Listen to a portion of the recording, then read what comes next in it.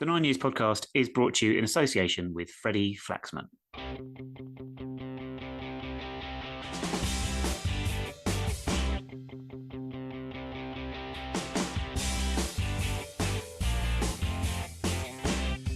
All right, everybody, and welcome to episode 293 of the 9 Years podcast. I'm Nick Draper. I am joined, as always, by the face of the BBC Sport website, Mr. Stuart Deacons. And we want to have fun on the podcast this year. We want to have fun with our football this season. This is what it's all about, because we had such a miserable time last year. So we looked at this season and we thought we're just going to enjoy our football, not worry particularly about promotion or relegation, just go to the football and enjoy the games. Well, that lasted precisely 5 matches, because Tuesday night we got a bit of a spanking in the end at Mansfield, having been 2-0 up, and it felt like the world was going to cave in. But hey, we're going to look on the bright side of life, I promise you, on this week. But of course, we are just going to be talking about and reviewing the defeat at Mansfield on Tuesday and the draw with Doncaster last Saturday, before looking ahead to a visit, return to Crawley. Stu, they're not even a proper club on any level. On any level. I have no problem saying that. Well, what are the qualifiers for a proper club? Fans, not having a marquee as a stand, not being owned by a fake money company that means they're probably not even going to exist as a football club in 3 years' time, and not have strikers that block us on Twitter. I haven't checked to see if we're still blocked. I'll have to have a look. Well, I don't know. We probably are. If not, we'll be blocked by the end of Saturday. Certainly. It's a difficult one for me, because obviously I lived in Crawley for 8 years, I think. It just kept on turning. It just kept getting on and on and on. Do you know what I mean? So I'm actually, in a way, enjoying returning. I will go and see the best parts. It definitely ain't Crawley Town Football Club. But yeah, I'm quite looking forward to it. And you know what? There's loads of people going on Saturday. I think we sold out our allocation of 1,200, and everyone that I sort of know is going. So and in the terrace. So yeah, what more can you want? I was watching earlier. Who was I watching, Stu? It was the highlights of Sutton versus Barrow. For reasons that will appear, reasons that will become apparent later in the podcast. But I looked at it and I thought, 2 up, 2 down from the Football League to non-league has completely changed the landscape. And Sutton United versus Barrow in the Football League is mad, really, when you think about it. Now, back in the day, we used to have 1 up, 1 down, and often, many years, you wouldn't get anyone changing anyway because of stadium issues or whatever it might be. And, you know, when you were in non-league, teams like Sutton, for example, or Kingstonian, there's the dream, isn't there, of getting into the Football League. That's what they want to get to and stuff like that. Now it feels like it's kind of commonplace, isn't it? It's no longer a dream. Anyway, the reason I've gone down that line of thinking is because Crawley are a non-league club, aren't they? And there we go. The evidence that you now look in League 2, that's why they're not a proper club. They're a proper club in non-league. I was quite happy with them in non-league. They knew their place. But now all this money that they got invested in the first instance, 2 up, 2 down, they got into the Football League, they got all the way up to League 1. They were playing at Old Trafford, and anyway, I don't know why I'm really ranting about Crawley, to be honest with you. Probably because I'm trying to stop thinking about Tuesday night. And just before we started recording, we got the news that Chris Gunter, who was sent off on Tuesday night, has had his red card. Well, he hasn't had the red card rescinded, but he's not going to get suspension for it. The FA disciplinary regulatory panel, whatever it is, decided that the offence was not a red card offence, so he will not be missing any games, which is good news. I should explain, and let's just briefly recap. So Chris Gunter was sent off on Tuesday night away at Mansfield just before half-time with the score at 2-2. We were 2-0 up after 15 minutes. Mansfield got back into it with a penalty. They equalised before half-time, and then against 10 men in the second half, they took control, scored 3 goals unanswered, and saw it out pretty comfortably. Let's start with the red card. So Gunter was sent off for retaliating. Stephen Quinn, I think it was the Mansfield player. They had a little bit of a tussle towards our 18-yard line. So Quinn kicked the ball straight into Chris Gunter's face. Gunter got up angrily and sort of put his hands on him. Quinn went over and made the most of it, and the referee gave a red card straight away. I thought at the time, Stuart, it was a case where both players should have been booked, and the referee, simple, just book them, have a chat with them both, calm them down, book them both, and then we're off in the second half. Not sure why he felt the need to rush to the red card. Yeah, and I think that's the problem, isn't it? You know, most good referees at the moment take a little bit of time just to give themselves, well, I suppose that bit of breathing space, isn't it? Really talk to, you know, they're all mic'd up now, aren't they, to each other? So you normally can talk to each other. But if you looked at referee, he got caught up in all the melee. You know, like the only thing that I could see was a red card being waved above someone's head. You know, he was caught up in all the melee. I think he got a bit too excited, if I'm being honest with you. Even at the time, there was no head into, there was no, you know, Gunner got up, he'd been smacked in a nut with a ball. He got up, he had his arms reasonably down, didn't push. He just literally went, and Stephen Quinn felt a touch and thought, okay, this is a non-contact sport now. I better fall over and roll around and hope someone wags my tail. It's just a bit pathetic, really. And the referee made it even more pathetic. And then lost control of the game because ultimately after that, you know, Lee Brown tries to waste time, rolls over himself a bit embarrassingly. I don't know. And it just became a little bit of a farce, but it certainly changed the game. And it done us no favours. So yes, it's nice that the FA have realised that it wasn't a red card, but it doesn't excuse the fact that we had to play a whole 45 minutes for 10 men. Yeah, there's two things about this second half then. The red card obviously plays a huge role in it and puts us down to 10 men. We changed the shape as well. Nathan Young-Coombs, who had started, I should say that Nathan Young-Coombs actually started the game instead of Ethan Chislett, and he played up front alongside Josh Davison. The Ubasale played just behind them, sort of in the free role just behind the strikers, and that was the only change from the otherwise the same 11 that we've had for all our league games so far.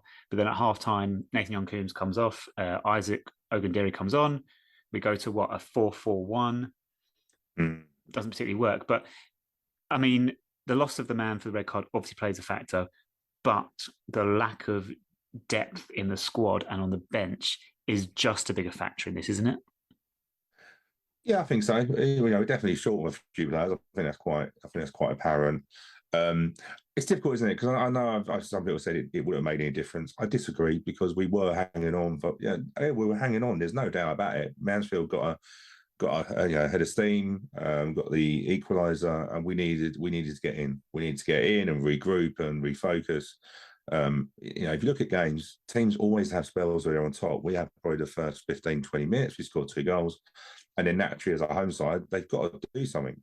But the red card changed it. And then I felt it's difficult, isn't it? Because Mansfield looked decent with the ball possession-wise. They looked like they could shift it around. But we dropped so deep that effectively it was defence versus attack, wasn't it? And the longer you do that, you know, the third goal is a deflection. But when you've got when you're so deep and you've got so many bodies, it's not difficult to get a deflection.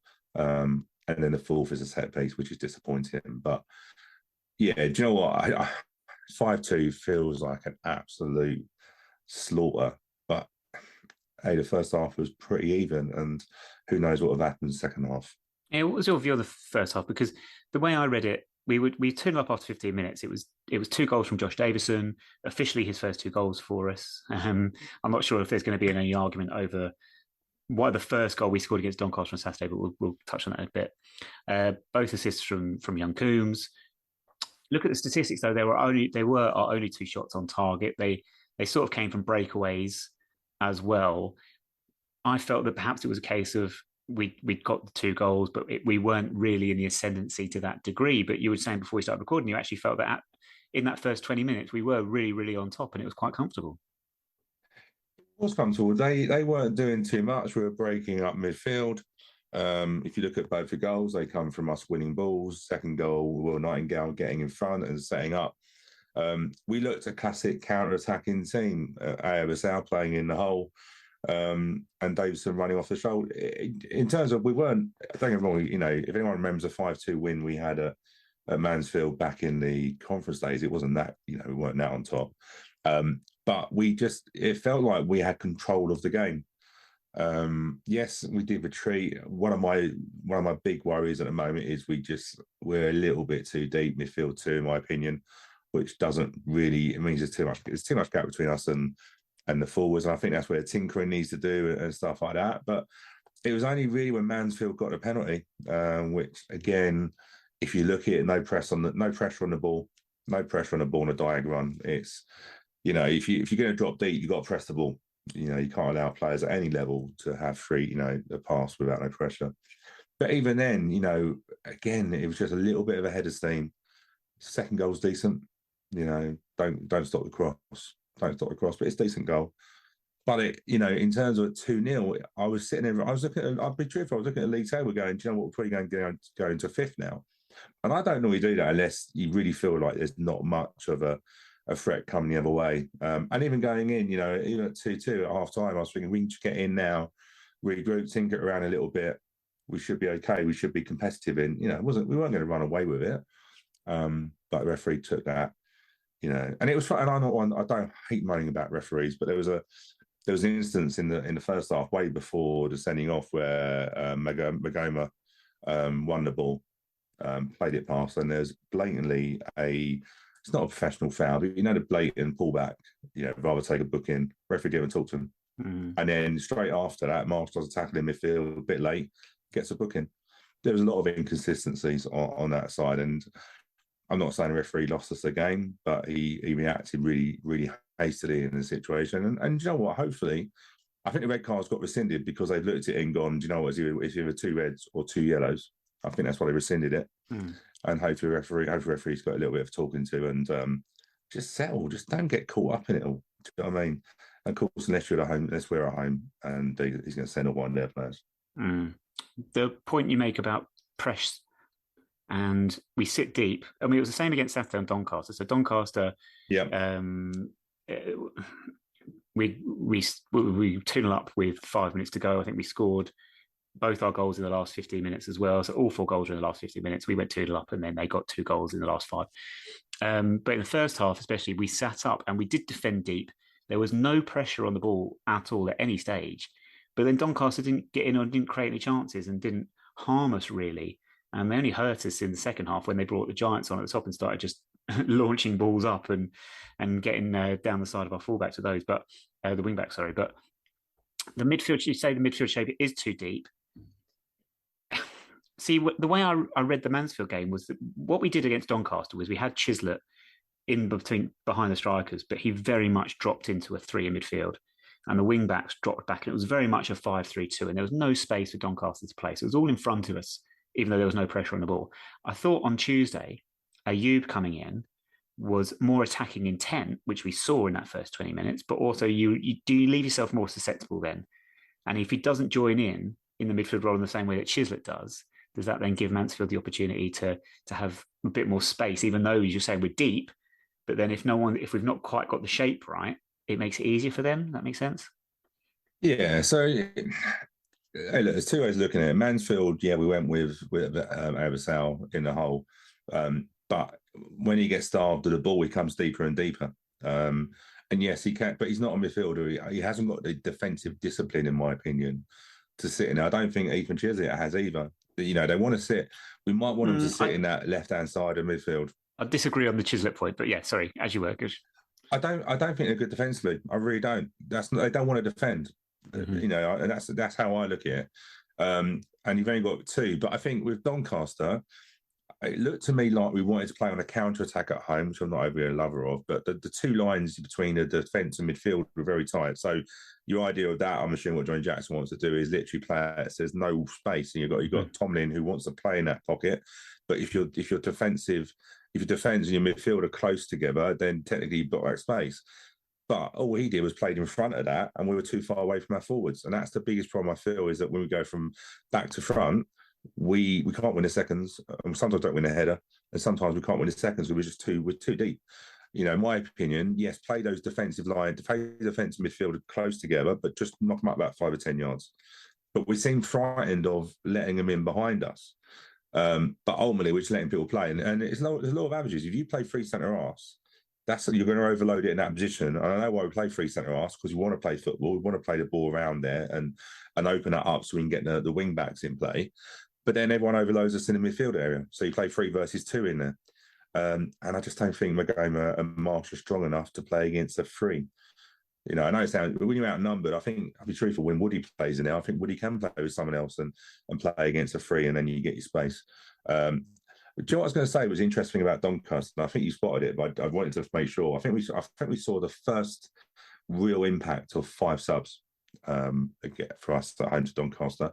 So after the first goal, Doncaster made 2 subs straight away and then another one on the 81st minute. After our second goal, Doncaster made a further 2 substitutions. So literally, they had 5 subs on once we had gone 2-0 up. Because normally, if you score your second was at 84th minute, you should kill the game. You should kill the game. This, you know, yes, they're going to have chances, but as we all know, every sub that come on was taller than the person that went off. And we end up getting overloaded on set pieces. And then was it a surprise that a set piece done us? Not really. We could all see the land of the Giants. And do you know what? Maybe that's what's going to happen. Maybe a 2-0 lead isn't a safe lead anymore. But we didn't really react. And it's not a criticism of Johnny Jacks. It's just going, do we need to react? When you're 2-0 up and you're only going to the last 10 minutes, maybe you do have to put your centre-halves on and play as a cup tie. But I thought the 5 subs, the first time I've seen it really make a massive difference. And maybe that's how we need to get used to. And what you're essentially saying there is that you look at our benches, especially as we don't have, as you mentioned there, Woodyard still injured. Carl Hudlin was absent for the last 2 games. We now know that he's going to be out for a couple of weeks. And the squad becomes very, very young and very inexperienced. So whereas Doncaster had the ability to bring on those substitutes, we just didn't have those options. They weren't game changers there. And again, similarly on Tuesday night, Ethan Chislett's on the bench. We can bring him on. Well, had we not had the sending off, and we may well have done in the later stages, that potentially could change a game. It wasn't really anyone else, and we're going to have this problem again and again, aren't we? Yeah, we are, and it's not something that's not something that we expected. We all saw that the squad depth isn't, especially if you pick up a few injuries. You know, in terms of you pick up Hudlin, who, just to be fair, wasn't going to be fit. Probably for he didn't have a good pre-season. Well, he didn't have a pre-season. To be fair, he didn't finish playing for Solihull Moors until late April, May, I think. So that was fine. You got obviously Alex Woodyard, who's been out all season. Cosgrave. You got Luke McCormick. So you know, looking at players injured, and you're already short on players, and it's just showing the depth. And hey, look, we've still got a bit of business to do. Loan wise, we've still got 2 loans we can pick up on. So they might come up really late in the transfer window. But we've got a bit of business to do. But we are short. And hey, look, Joe, thankfully the FA letting Gunter off the red card has done us a favour, because we had a big hole with a 3-match ban with Gunter. So that's really done us a favour. But yeah, the squad depth isn't as strong. But the sub thing is an interesting thing of how it's used. And hey, look, do you counter it? Do you change your formation? Do you sit deep? Hey, look, it's a difficult one to judge, isn't it? But it does. I say what the squad depth does make me wonder now is was there sense in sending out Zach Robinson to Dundee? You know, hopefully we've got a recall option with a January window, but you just wonder sometimes, don't you? And was that a financial thing, or do we just want to get in games? But you now wonder whether Zach Robinson was that a right thing to do, to send him to Dundee? I send him anywhere, but not Dundee. Yeah, I just wonder if that was an area of the squad that John Jackson felt that we were fine for numbers in, and there are other areas where we can perhaps look to bring in. You mentioned about the midfield too, Marsh and Magoma on Tuesday night, perhaps not having the, I don't know whether not the defensive sense, but the 2 of them in there, perhaps if they're the best 2, if you're going to have, as you said, a team that's going to defend deep and try and keep their shape, and they've not got the legs maybe to support the attack when you want to counter attack, if you've got that big distance between them. But then, as we said, we've got a shortage of numbers, and Woodyard is still injured. So in terms of the shape, we're not expecting Johnny Jackson to change that shape. Is that something we need to consider? Yeah, I think so. But how do you do it? I think, well, 3 centre-halves, I can understand why I play 3 centre-halves. And at the moment, you could argue that Gunter we shouldn't really be playing Gunter right wing back, because actually he's probably not the strongest in that position. He can play multiple positions, but I just feel 3 at the back, especially at home, doesn't feel to me like too much work, really. And I'd rather put an extra body in midfield. But then your argument is, who do you put in midfield? You know, if Luke McCormick was fit, you could play Luke in there. If you could play Alfie Bendon in there, but again, it's a lot to ask. But I just feel the extra man at the back isn't really helping us. You know, Doncaster pressed high against us on Saturday. if we break the press, we then seem to have it's like two games. It's like two sections of the gameplay. You've got 4 and 5 one end, and you've got 4 and 5 the other end. You literally break the press, and then you've got a massive gap between your forwards. And I just don't think that transition. The idea of your transition is to get your fullbacks out, your wing backs playing really high, and then your wing backs can attack. And if you tap one side, your other side brings your extra person in to get your extra person in the box. But it just doesn't. To me, I don't feel we have that fluidity to do that yet. Maybe that's something we're working on. But I'm not convinced the 3-5-2 it feels too defensive. If you look at ball possession, the only two games we had more possession than the opposition was Gillingham. So I don't think Gillingham want the ball too much. I don't think they want the ball. Gillingham would rather not have the ball. But it feels like we don't want the ball either, even though we want to play it along the back. It doesn't feel like we want to keep it or we can't keep it. But every other team is out, possession-wise, have been more than us, even Hartlepool. So it's something that's. I think Johnny Jackson is saying he's gradually getting things working. I don't know if we are. I don't know if we're scoring goals. There's no doubt about that. I just don't know whether the 3 at the back works for me. The defeat on Tuesday split a few different opinions. We had fans all over social media and broadly into two categories. One category of people that went, this isn't good enough for a team that was trying to get promoted, and another set of fans that are going, our mentality of losing leads. We've lost two goal leads in space of 4 days, is going to be why we're going to be struggling, and we'll be lucky just to stay in the division this season. Now, the argument against us being a promotion side this season are, as we've just said, unless we get bodies in, we are really thin and we don't have the depth of squad to be challenging for promotion. My argument against us being in any danger of relegation is Nathan Young-Coombs, Josh Davison, Ayuba Sale, Paris Magoma. These are players that are far too talented, and they will get us goals and they will get us results. And we've seen that over the last week. 2 goals for Davison, 2 goals for Young-Coombs, and they are looking really good bets, aren't they? Yeah, they are, and you could argue that Davison should be on 3 goals because I think that goal was over the line. But we are told that Nathan Young-Coombs is a goal poacher, and that was exactly what he was doing. Hey, look, do you know what? I'm still going to say it. I don't know what else he offers us apart from goals, and that's so stupid. He's just a goal. You can see that he's just got that intelligence. And the reason it's frustrating with possession is because the more possession you have, the more chances you create. And I think Coombs, if you create chances, he will score goals. He'll probably get a hat-trick. And you probably think, what else did he do in the game? But do you know what? Goals win games. So on that side of it, Magoma, I like him. I wish he was a bit further up. I still think we could be too deep. Jack Curry, I thought, do you know what? Jack Curry, interestingly, struggled a little bit against Doncaster. I thought they nullified him a little bit. Against Mansfield, definitely isolated him, and it was interesting because the threat was down our left-hand side, and this is what I was saying about that cover. Is Ayabasal or Chisholm able to do that? Because the idea is that because some people were moaning about Brown saying it was down his side, which I thought was totally wrong. If I'm being honest with you, they were breaking out that side, and we need someone to come over. Even Montgomery comes over, and Marsh comes over, or both. And I can see what you mean by Chislett. I just don't. Their role is to come over and protect that side. But too many times we left Clark one-on-one. Sorry, Clark one-on-one. Curry one-on-one. And the second goal, it comes from that side. And it's no fault against Curry, but I just think he was left isolated. And we need to work on that. Defensively, he might be a little bit struggling, but then most wing-backs are. Most wing-backs now are not good defenders. Very rarely they're better going forward than they are defending. But yeah, you're right. We've got 4 players that can change games.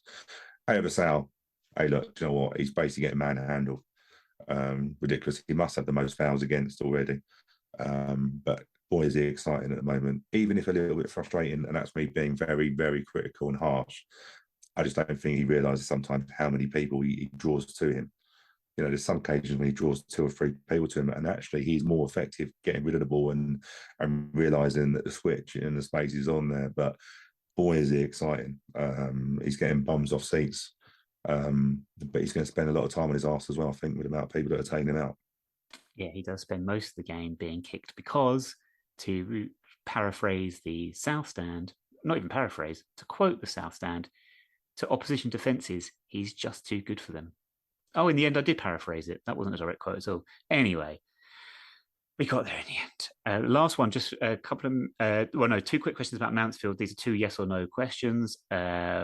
Was the foul for the penalty a foul? Was the penalty correctly awarded? Yes. Was the Mansfield player offside when he received the pass? Difficult to tell. You're not in line with it. That's you're probably not in line with it. I've looked at it I've and gone I've back got to a few say, times. Yeah. I would venture to say that he was just on, because I think it was Gunter on the far side, perhaps just being a little bit deeper.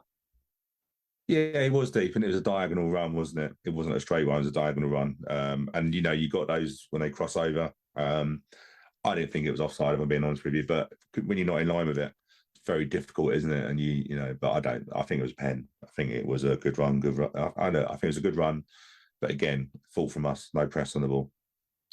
1 win in 33 competitive games. Very briefly, Stu, do you think we have a weak mentality as a team?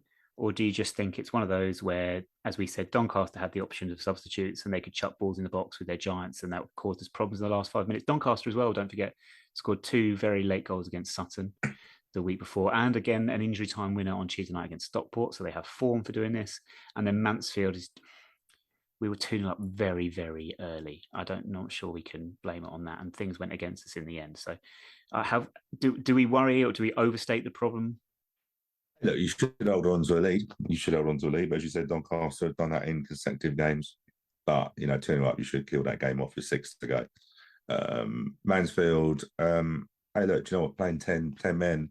Mansfield kick the ball well, pass it well. I don't think they're, do you know what? I don't think they're even special. I think Doncaster are better than them, in my opinion. But they hit the playoffs last year and got a decent budget. So, yeah. All I'm going to say is I can't wait to get Mansfield down to our place and hopefully have a game with 11 against 11, because I think we'll beat them. So time is against us, but very quickly, Stu, elsewhere in League Two over the last week with 2 league games. Just a couple of highlights. The highlight for me, Harrogate Town, who won 2-0 at Gillingham, which means Harrogate, expected to be relegated, have now won. They're on 7 points. They've won 2 out of their 4 games, 7 points, and they have kept 3 clean sheets. So well done, Harrogate. But you can see at the top of League Two, there's a few teams, Leyton Orient, Salford, as you'd expect, have started well. Low light, we referenced it earlier, Sutton United versus Barrow. The Barrow goalkeeper, Paul Farnham, just lets a long ball drop over his head. That is a disgrace. Yeah. And then Sutton managed to get away last minute of exactly the same thing happening. Yep. I think it was an indirect free kick, and they're not too sure the goalkeeper got a touch. They think the goalkeeper got a touch, which then would have meant it counted. But I was thinking, what league are we watching here? Do you know what I mean? It was just. But you know what? You've got me thinking. Have you seen this? Routine, a set piece routine where they do a ring of roses? Yeah.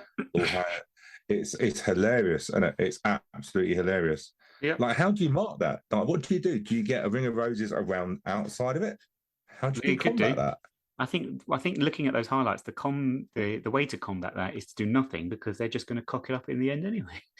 But, I know, but I just love it when you can just imagine the coach, right, as a brainwave, doesn't he? Like a set piece coach, as a brainwave goes, do you know what? I've got a great idea. No one will get this. No one will pick it up.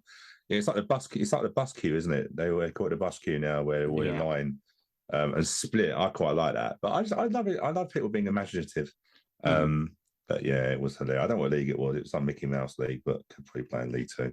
Yeah, I was going to say. I mean, to be fair, they don't need to bother with all these fancy things, because as Mansfield showed on Tuesday night, just chuck it in the box and run and head it. It's gone goal. It's that easy. We don't have this ability, it seems. Never mind.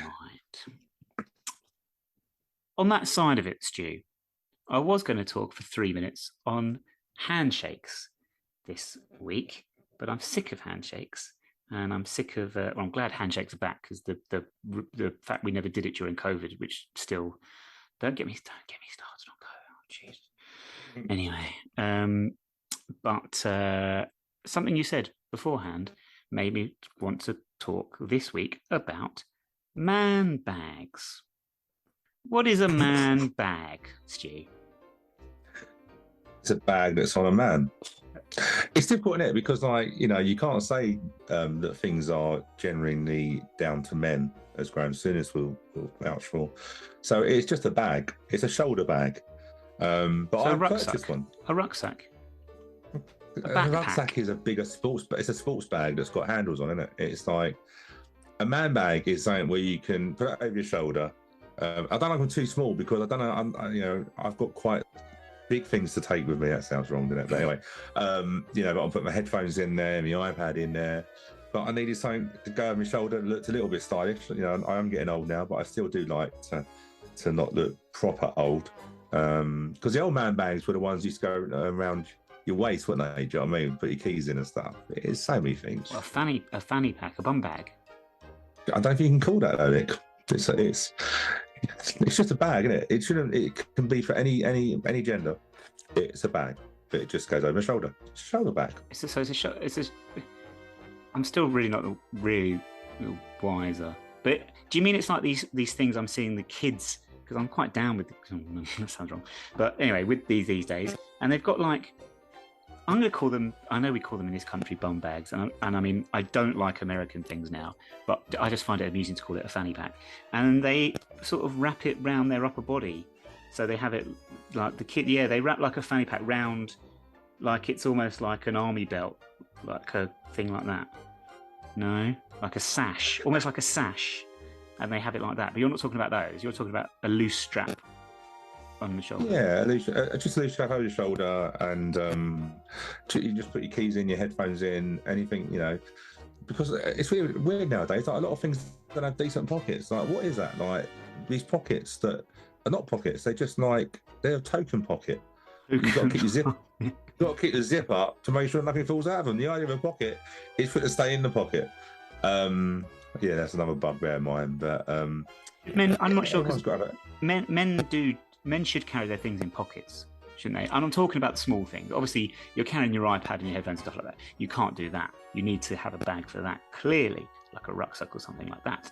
But generally, yes. When men go out, they should just be just pockets. Not really, because I think it's you know, we handbags. They shouldn't be called handbags. Handbags. What's a handbag? You know, like same as a man bag. I think for nowadays, I think we all, you know, I think both sexes now have the need for a shoulder bag.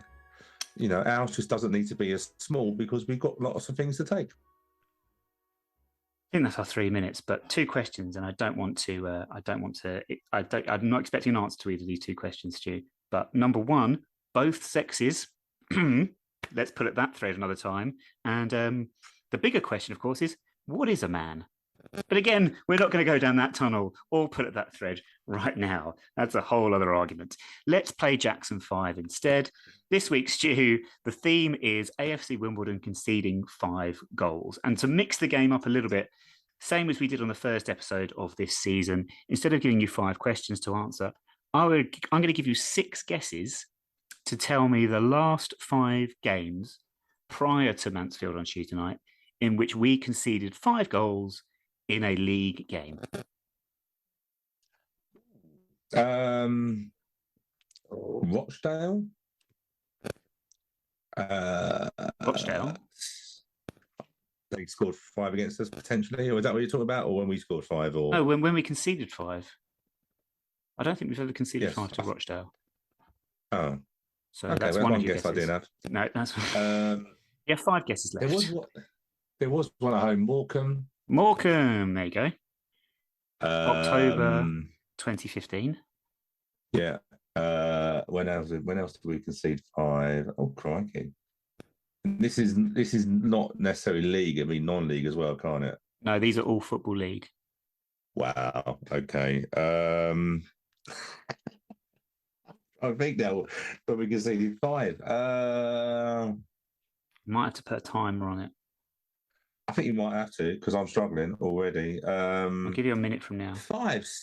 Stevenage, Crawley. How many? No, okay, so that's 4 guesses, and no, and no. So you got 1 from 4. So you got 2 more guesses.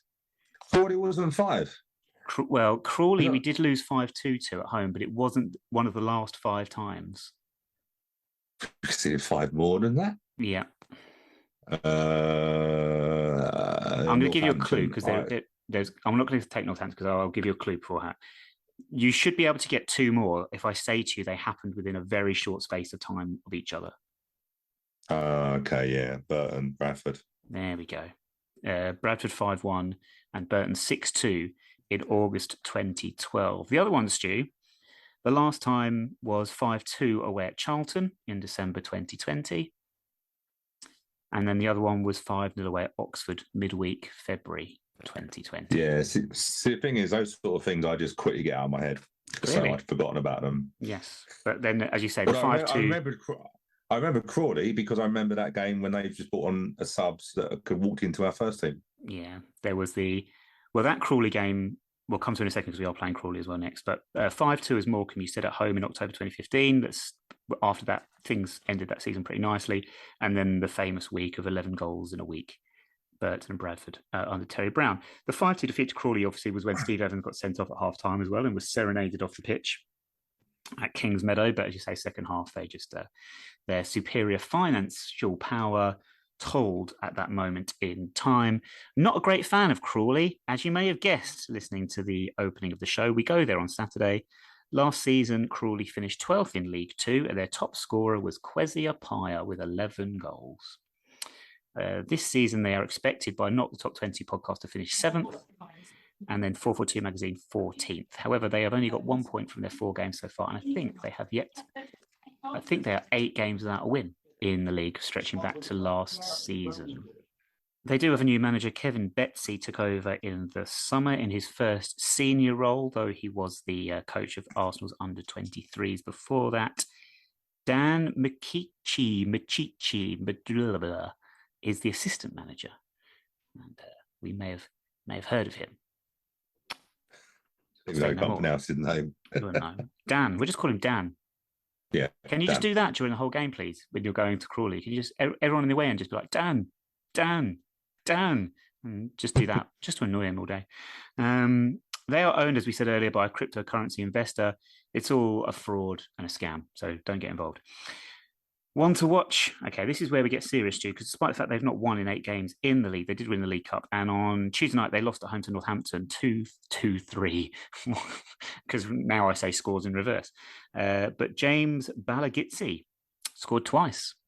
And he is a 19-year-old striker on loan from Liverpool, who I am told are quite good. I've not heard of them. But yeah, what do you reckon to this one, Stu? Score prediction. It was interesting actually because I was looking on the official site does their preview, and in the opening paragraph it goes away to big spending Crawley, which I'm not too sure that's the case. If you look at what they bought in quite a lot of loans, they got loans from Liverpool, Arsenal, Tottenham, I think. So obviously their under 23 manager Arsenal used his contact, get that. Makes sense. But they got a lot of loans in frees. I'm not sure they are big spending. I think with Telford, I think they spent well, but he's injured at the moment. Hopefully he remains injured. But yeah, I'm not too sure. Do you know what? Hey, look, it's a tough game. It is a derby. We're going to call Portsmouth Plymouth a derby. Then we're going to call Crawley the derby. Nobody calls Portsmouth Plymouth a derby. Is it the A23 derby? I don't know. It's some sort of derby, isn't it? But there's a needle. There's a needle in the game. There's no doubt about that. They don't like us. We don't like them. And it's always good that way. So, you know, I think we've got something to prove. Let's be fair, we had a terrible last 10 against Doncaster, and we had a terrible second half against Mansfield. So I think there's a bit of something to prove. And I'm hoping that we come out and do something with that. You know, we're a decent team. But Crawley, I hate it when you say they haven't won for so many games, because we know law of averages means that they're going to win eventually, aren't they? But I probably would go for a score draw, a 2-2. A 2-2. I sense things are going to go against us because of the law of averages. The same law of averages that meant we didn't keep 3 clean sheets at the start of the season because Doncaster got a long-range shot to screw that, and then they got the last minute equaliser. These things just happen. Sometimes you can't control them. I think we might lose this, Stu. I think we might lose this 1-0. I think we'll be very tight and compact and try and alleviate the problems of conceding 7 goals in essentially 7 goals in 90 minutes, which essentially it was. And I don't know. I can see it going against us, but hopefully not. We shall see. Updates will be on Twitter at 9Wires Podcast, of course. Anything else in League Two this weekend? I've got Doncaster Salford. Was there anything that's spotted? Let's have a look. Doncaster Salford. Hey, look, Bradford haven't started well, have they? Their away to Hartlepool. Lost again in the week. Barrow Harrogate, decent. That's probably it, really. Like I say, Bradford's the interesting one for me at the moment, just simply because they're just getting. I still laugh when they lost to a last-minute winner at Barrow. But then we've got Barrow coming to our place in a week's time. So it's really weird, isn't it? When you lose a game, all of a sudden the other fixtures look more difficult than what they did before the Doncaster game. So, with that. But hey, look, let's get a result with Crawley. Let's not lose at Crawley and then go in there. But it's so interesting. I think the league's starting to take shape now, isn't it? The league is starting to take shape. You can see it now. Leighton Orient looks strong. But then we've still got a couple of weeks until the window shuts. And that could change a lot. I think it will do. But for this week, that is it. Thank you very much for listening. Stu, thank you very much for joining me. Thank you. Next week, we're going to be joined by Luke McCormick.